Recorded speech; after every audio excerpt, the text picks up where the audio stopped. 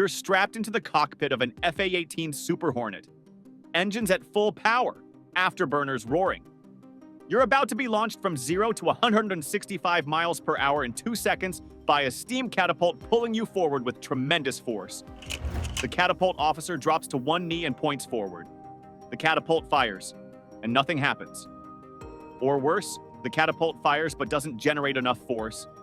Your aircraft accelerates but won't reach flying speed. In about 1.5 seconds, you're going off the bow of the carrier, not fast enough to fly. And you're about to crash into the ocean with a fully loaded fighter jet. This is called a cold cat shot, and it's one of the most terrifying emergencies in naval aviation. You have less than 2 seconds to recognize the problem and eject before you hit the water. Today, we're examining what happens when carrier catapult launches go catastrophically wrong, the physics, the pilot's decisions, and the incredible moments when everything hangs on split-second reactions. Hit subscribe because these stories are absolutely insane, and they're all true. The physics of disaster. To understand what goes wrong, you need to understand what's supposed to happen. A steam catapult uses high-pressure steam from the ship's reactors to drive a piston down a cylinder. This piston is connected to a shuttle that rides in a slot in the flight deck. The aircraft's launch bar, attached to the nose gear, connects to this shuttle. When the catapult fires, the piston drives the shuttle forward, pulling the aircraft with tremendous force. A Super Hornet weighing 50,000 pounds accelerates from 0 to 165 mph in about 300 feet. That's 3.5 Gs of acceleration, like being in a moderate car crash, except it lasts for 2 full seconds. The aircraft's engines are at full afterburner, but they only provide about 30% of the thrust needed for takeoff. The remaining 70% comes entirely from the catapult. Without that catapult force, the jet simply cannot generate enough speed to fly. Here's the critical number. Minimum flying speed for a loaded Super Hornet is around 150 tapsters.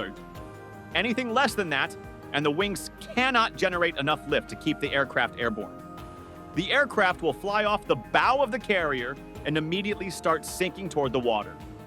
Now, there are multiple ways a catapult can fail. The most common is steam pressure loss. If the catapult doesn't build up enough pressure, it won't accelerate the aircraft to flying speed. This creates what's called a cold cat, insufficient energy in the system. Another failure mode is mechanical breakage.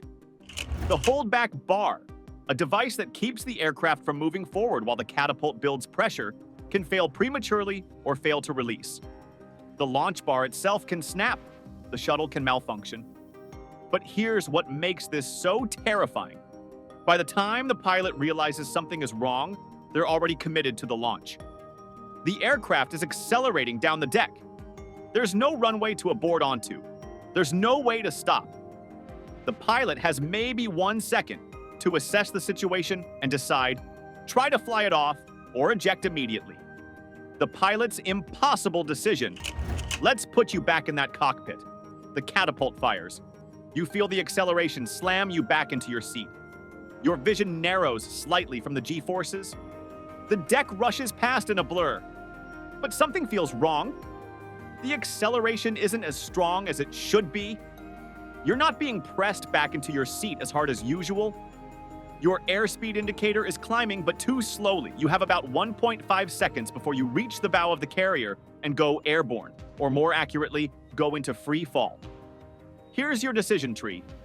If your airspeed is above minimum flying speed, you might be able to fly the aircraft off the deck, gain altitude, and return for an emergency landing. If your airspeed is below minimum flying speed, you have 2 options. Try to milk every bit of performance out of the aircraft, dump the nose down immediately to gain speed, and hope you don't hit the water. Or eject right now, while you're still over the deck or just past the bow, giving yourself the best chance of survival. The problem is, you won't know your exact airspeed with certainty.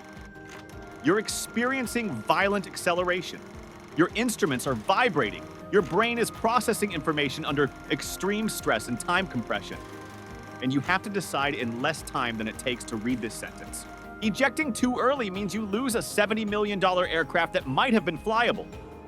Ejecting too late means you hit the water at high speed, possibly while the aircraft is inverted or in an uncontrolled descent. The ejection seat is designed to save your life, but it's not magic. Ejecting at the wrong moment can be fatal.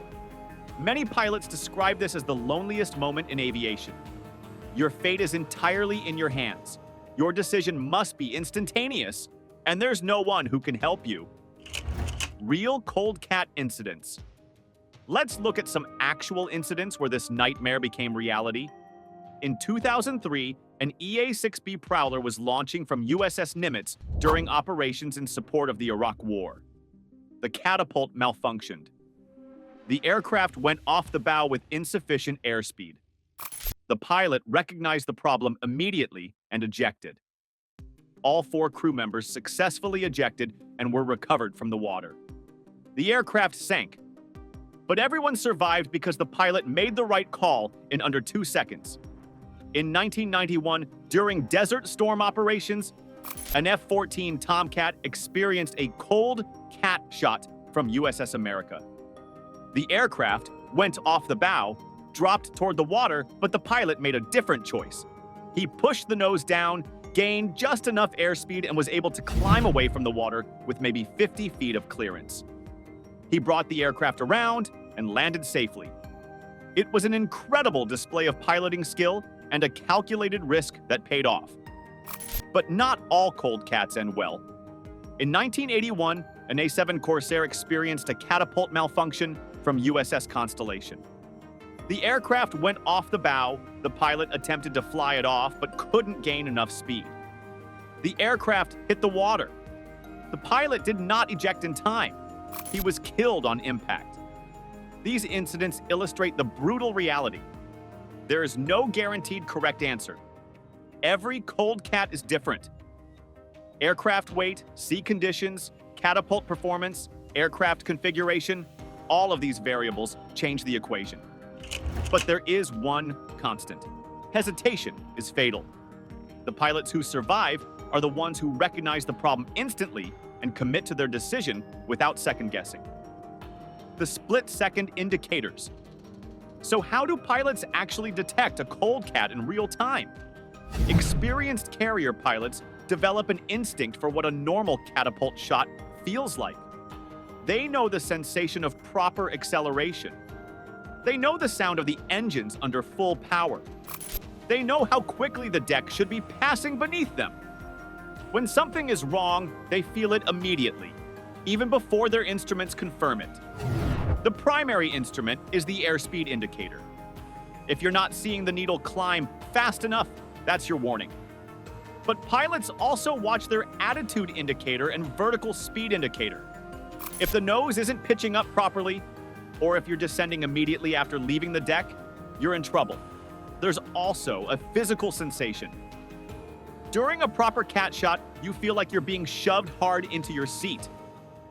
During a cold cat, that sensation is noticeably weaker. Some pilots describe it as feeling like the catapult let go of them. The most experienced pilots develop what they call the pucker factor, an immediate gut reaction that something isn't right. They trust that instinct because it's built on hundreds of successful launches and the knowledge of exactly what normal should feel like. And when that instinct screams cold cat, they don't debate it. They act. Ejection procedures and survival. If you make the decision to eject during a cold cat, here's what happens. You pull the ejection handle. Explosive charges blow the canopy off.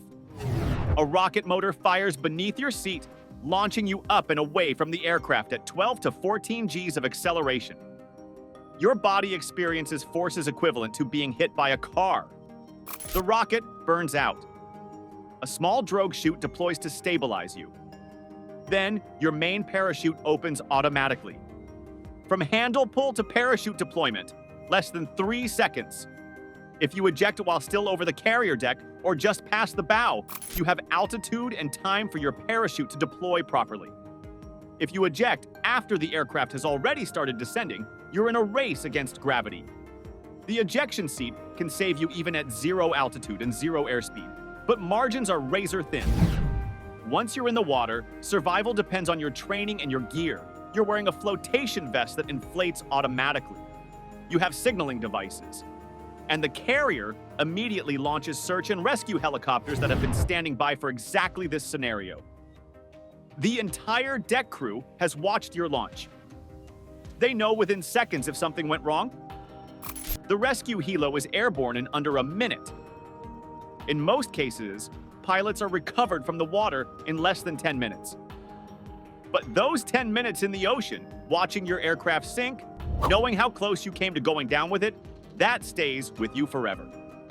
Catapult malfunctions are rare, but they're a constant possibility that every carrier pilot trains for and thinks about every single time they strap into the cockpit. The margin between life and death is measured in fractions of a second and split-second decisions. The pilots who survive are the ones who trust their training, trust their instincts, and act decisively without hesitation. If you found this video fascinating, hit that like button and subscribe for more breakdowns of aviation emergencies, military operations, and the incredible stories of the people who face impossible situations and live to tell about it.